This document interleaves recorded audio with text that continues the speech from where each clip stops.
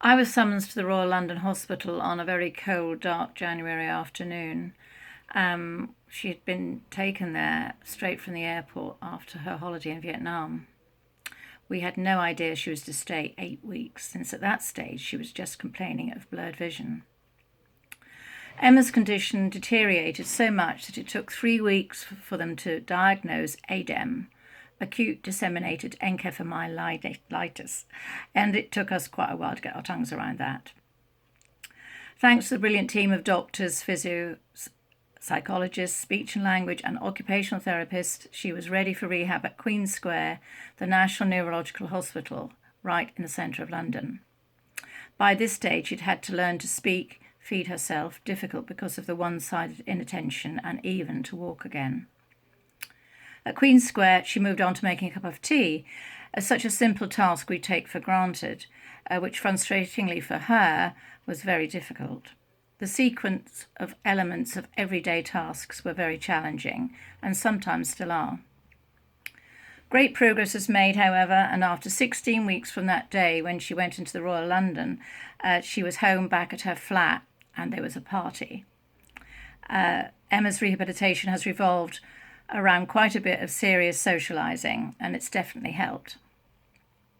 We were warned Emma's recovery would be long, and progress has been slow. But through her determination, it is happening.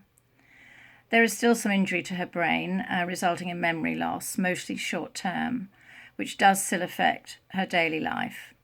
She likes to play the game of seeing how long new people realise her disability. But she still keeps smiling, which has helped us all, and the friends you're about to hear from have been brilliant.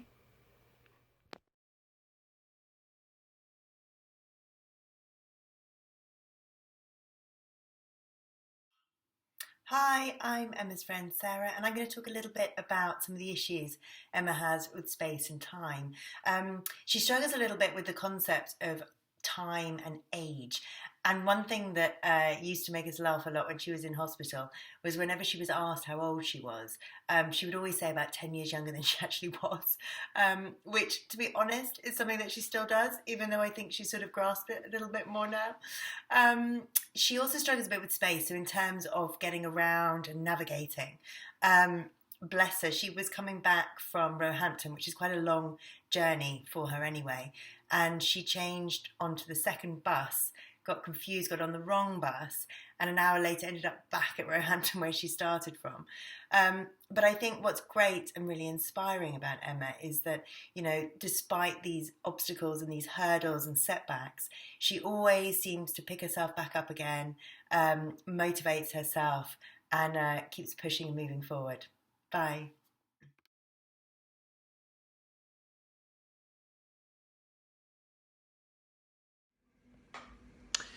Hello, Emma, and hello, everyone else. I've known Emma for about 15 years now, and like everyone else in her life, was really shocked when she became ill with such horrendous side effects. We used to work together in television at ITV on the Trisha show, and spent a lot of time working hard and playing hard. So when she became so ill, it was a big blow to everyone.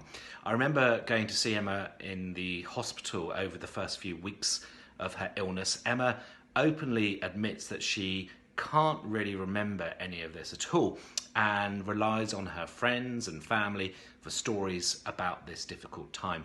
I remember clearly the first time I walked into her hospital room, and although she was fully conscious, she couldn't compute what was going on around her. So communication was by talking and a lot of hand holding for reassurance. Emma's eyesight has been a continual problem over her recovery period. At the beginning, she struggled to see anything that was going on around her at all. There have been quite a few hurdles and obstacles along the way, including one of her daily runs that led to a nasty fall, and issues with being able to deal with processing a lot of information at the same time, such as multiple people talking in conversation at the same time. But her recovery process has been magnificent. She still has a little way to go with her eyesight, but her recovery has been amazing, and soon it won't be an issue at all. Emma has come on stronger and more confident than I ever imagined, and something like today really marks just how far as a person she has come.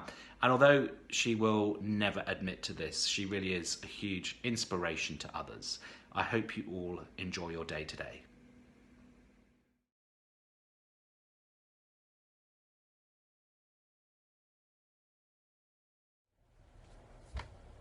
Hi, I'm Roxandra. I've been Emma's rehabilitation assistant for 2.5 years now.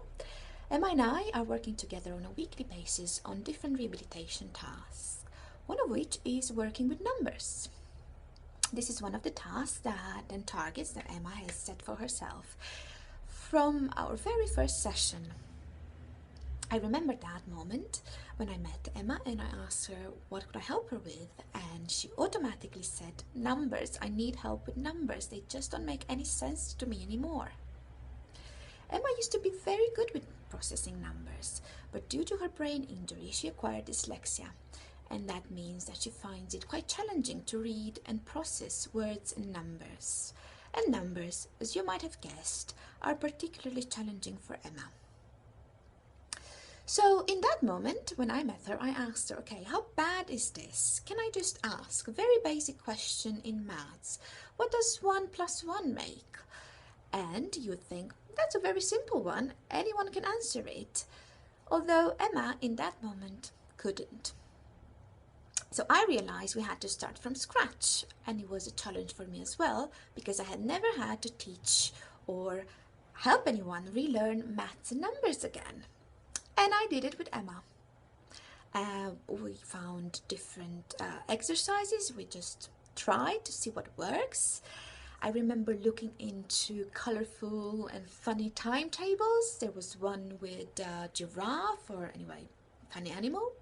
I encouraged Emma to work on memory games, and she used to play this funny little one with penguins that help her with planning and her memory as well. She did a lot of hard work, and 2.5 years later, Emma is capable of doing 3-digit column additions, which can be quite a difficult calculation even for those who don't suffer from a brain injury. But Emma has done really, really well. I really admire her hard work, and I think her great achievements are due to her drive and her open attitude and the passion she puts in everything she does.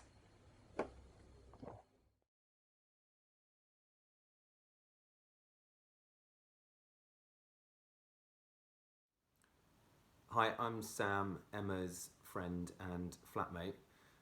I've known Emma for many years, so for me, like for all of her friends and family, it was a horrible shock when she became ill. Living with Emma means that I get to see the challenges that she faces in everyday life. One of those is concentration. She can become distracted very easily. So anything that comes in between her and concentrating on whatever task she's doing is a real problem. And one thing that deeply affects it is noise. As her flatmate, I'm acutely aware of that, and I try my best to be conscious of not making too much noise or anything like that. But there is one thing that I do that almost drives her insane, and that is washing.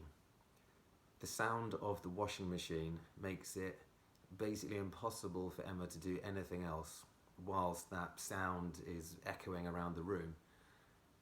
So it's probably the only thing that we've almost come to blows about, and Emma has been known every single time I wash clothes to stomp around, complain that I wash clothes more than anyone else on earth, go and sit in her bedroom until the cycle finishes.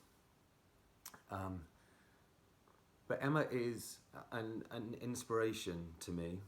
I can't believe, after everything she's been through, she gets up every single morning full of vigour and life and determined to get better.